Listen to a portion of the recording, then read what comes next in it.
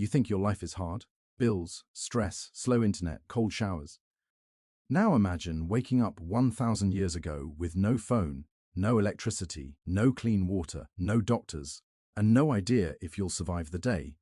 Because back then, every single sunrise was a gamble, and one small mistake could mean death. But here's the shocking part. Most people today have no idea how brutal, strange, and dangerous life really was. And if you skip this video, you'll miss the truth they never taught in school. Because 1,000 years ago, your world was dark, loud, smelly, and full of fear. Your house was not a home. Like today, it was a wooden or mud shelter, cold in winter, burning hot in summer, with bugs in the walls and animals sleeping next to you. Yes, animals. Because cows, goats, and chickens were part of the family, not pets, not food only, but survival. And the air inside your home smelled like smoke, sweat, and waste, because there were no toilets, no bathrooms, and no soap like today. And every morning you woke up not to an alarm, but to the sound of roosters, screaming children, and the fear of hunger, because food was never guaranteed. One bad harvest, one storm, one invasion, and your entire village could starve. And when you were hungry, you didn't order food. You hunted, farmed, or begged. And most meals were simple: dark bread, watery soup, and maybe a little meat if you were lucky. But here's the twist. The bread wasn't clean. It often had dirt, insects, even small stones inside, and people still ate it, because hunger was stronger than disgust. And water. The water could kill you. Rivers were dirty, full of waste and dead animals, but people drank it anyway because there was no choice. And diseases spread fast, very fast. A small cut could turn into a deadly infection. A simple fever could end your life. And doctors, they didn't exist like today. Instead, you had healers who used herbs, prayers, and sometimes bloodletting. Yes, they believed removing blood could cure sickness. And many people died from the treatment, not the disease. And imagine this, you had no idea what bacteria were, no idea what caused illness. So when people got sick, they blamed spirits, curses, or God's anger.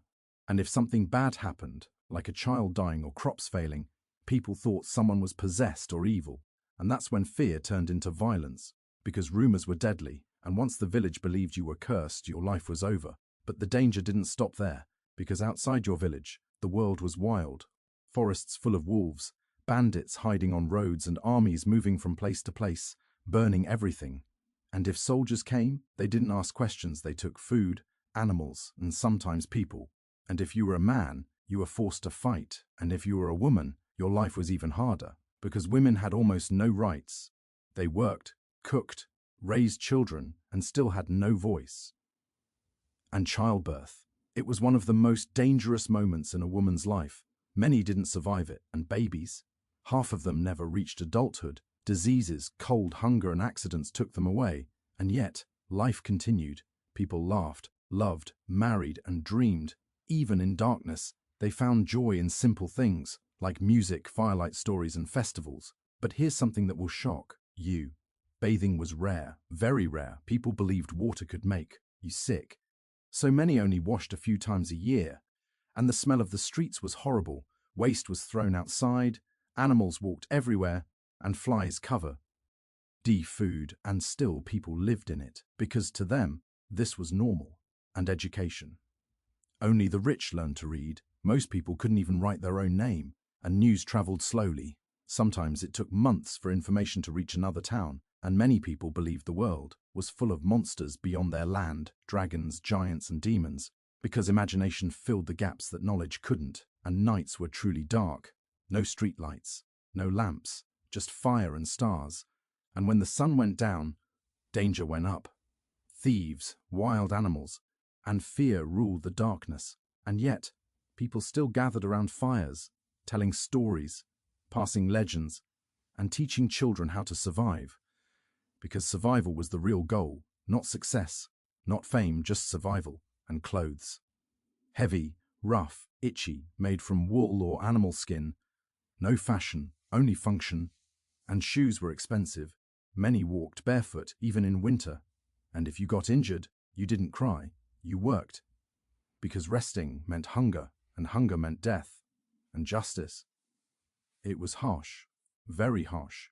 Stealing could cost you a hand. Small crimes had big punishments. because fear kept order, and kings ruled with power, not kindness, and wars were constant. Villages burned, people ran, and history was written in blood. But here comes the biggest twist. Despite all this pain, people were strong, mentally and physically. They survived without technology, without comfort, without safety. They built castles, roads, and communities with bare hands and simple tools, and they believed in something bigger: faith, honor, family, and survival. And maybe that's why they kept going, even when life was cruel. And now, think about this. You complain about slow Wi-Fi, cold coffee, and long queues, but 1,000 years ago, people prayed just to see tomorrow. They didn't chase comfort, they chased life. And the real truth is this: modern life feels hard, but ancient life was a daily battle against nature, disease, hunger, and fear. And yet, humanity survived, evolved, and built the world you live in today.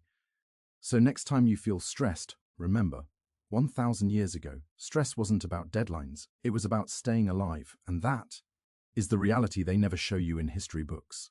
You thought the first part was intense? Then listen carefully, because the deeper we go into life 1,000 years ago, the darker and more shocking it becomes. And if you blink, you might miss the truth that changes everything. Because behind the simple villages and wooden houses, there was a world ruled by fear, power, and brutal survival, where your birth decided your fate, your class decided your future, and your mistakes could cost you your life. Because back then, you were not free. You were born into a system. Peasants worked the land for lords, lords served kings, and kings answered only to God.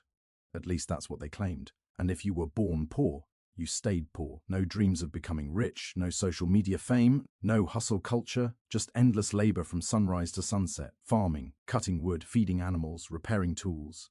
And if you stopped, even for a day, hunger knocked on your door. But here's the twist. The rich didn't live like kings either. Castles were cold, dark, and full of danger. Thick stone walls kept enemies out, but they also trapped smoke, damp air, and disease inside. Rats ran through halls, fleas spread deadly plagues, and even royal children died young, because no crown could protect you from sickness. And imagine sleeping in a bed made of straw, with insects crawling under your skin, while guards stood outside, not to protect you, but to protect the throne.